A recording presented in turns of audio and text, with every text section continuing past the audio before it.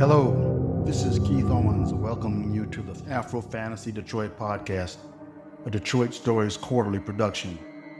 Today I will be reading you part 11 of The Witch, and I hope you enjoy it. Tonight they were going to crash a party. Wait, we're going to do what? Asked Donatella. We're going to crash a party. It'll be fun. There's going to be dancing and music but why do we have to crash the party? Can't we get somebody to invite us so we'll know they want us there? Don't you maybe know a way we could get somebody to give us an invite? But what fun would that be? It was a little before noon, and the two sisters were sitting across from each other inside their living room in their brand new home. The story behind the brand new home went like this. The pair had been walking in tense silence down the sidewalk in front of the dilapidated house that leaned uncomfortably to the left like a drunk.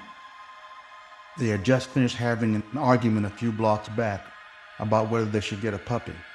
Donatella for, Maura against, when Maura suddenly stopped, her eyes lighting up. Donatella knew this could either be a very good thing or a very bad thing, so her voice was cautious and a bit edgy when she broke the silence. "What?" she said. "We're home," answered Maura. And so, just like that, it was as if the argument had never happened. But there never was a puppy. It wasn't the first time Maura had made that declaration about finding home. They had lived in any number of odd circumstances for days, weeks, or months before deciding it was time to move on. But the affection that warmed her voice about the drunken house was the first time Maura had given any hint that this could be a more permanent stay. She used her magic to fully decorate the inside. The outside remained the same so as not to draw attention, with all sorts of colorful paintings that never hosted the same scene for more than an hour, glass sculptures that restlessly twisted, stretched, and experimented in and out of new and different shapes, and other artwork that similarly refused to behave, just like Maura. Where had she learned about all that? But what fun would that be, Maura read, her voice now somewhat agitated as she began to levitate. Maura was agitated, again, because she was growing tired of too often feeling like a babysitter, when what she wanted was someone who could be as mischievous and carefree and adventurous as she considered herself to be. Caution to Maura was a bad word, but it was a word that Donatella practically lived by. She loved her adopted sister dearly. She had chosen her. But something would have to change. Maybe she should stop calling her little girl. Donatella took note of how Maura was now floating, which was something she tended to do whenever she got upset. That day at the gas station store, when she saw her take several steps forward off the cashier's counter onto the air, it had scared her. Not a lot, but enough. Now it was just whatever, Maura being Maura. "Okay, well then let me ask you this, sis. Why do you want to go to a party where won't nobody be able to see you? What fun would that be, huh? Answer me that." The last thing Donatella had ever wanted to do was to cause Maura any pain.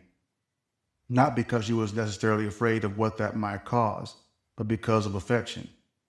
You didn't willingly cause pain for those you loved, even when they made you mad. And Maura was the only person she loved besides her parents, whom she hadn't seen in several years. But the gnarled expression on Maura's face told her she had maybe just crossed the line, and her heated gaze began to cool. She fumbled nervously with her fingers in her lap as she traced the patterns on the floor tile with her eyes. "Sorry," she said, her voice sounding ruffled as she shook her head. "That's not what I meant." "Sure it is," said Maura, "but that's okay. We're still going. I think maybe you need this fun more than I do, and I need it bad." The uncomfortable silence between them lingered for a while before Donatella slowly raised her head and met the sting of her sister's eyes with a look of apology. She shrugged. "Okay, sure. What time?" Maura eased one corner of her lip upward into a mischievous smile. "Late." Donatella thought by late, Maura probably meant maybe 9 or 10.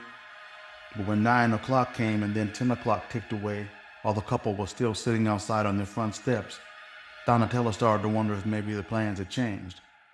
But the party was Maura's idea, so she figured it didn't make sense to sound anxious or to push her too much, because Maura wasn't one to recover quickly from a slight, even if it had been unintended. Best to try and relax and let Maura take the lead, wherever that may or may not take them. "Nice night," she said.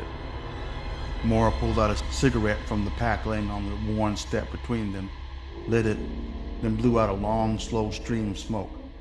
She nodded, although she looked as if she hadn't heard. And then she said, "We should get ready." It was a full half day after Maura had announced they were going to crash the party when the pair showed up at their new spot in the Boston Edison neighborhood called the Congregation.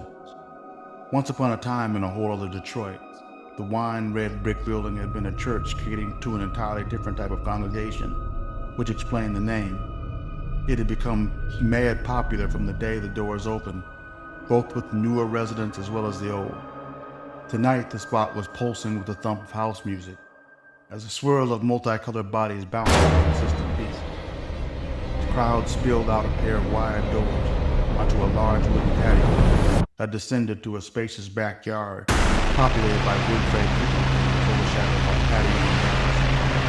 Donatella and Maura looked at each other and their faces blossomed. "You still think we're going to have a problem getting in?" asked Maura. Donatella laughed. "This is so cool. But seriously, wouldn't it be more fun for you if everyone could see you? I mean, you're so pretty, Maura, and I just think..." Maura gave a sly grin. "Watch this." Well, that's it for today. Thanks for joining me, and I hope you enjoyed this reading of The Witch, Part 11. I hope you join me again next week for Part 12. This is Keith Owens signing off, and remember you can read the entire story of The Witch from beginning to end at my Substack, Afro Fantasy Detroit, which is a Detroit Stories Quarterly production. Feel free to visit our Detroit Stories Quarterly website at DetroitStoriesQuarterly.com, where you can catch up on all of our Detroit Stories Quarterly magazine issues. See you next week.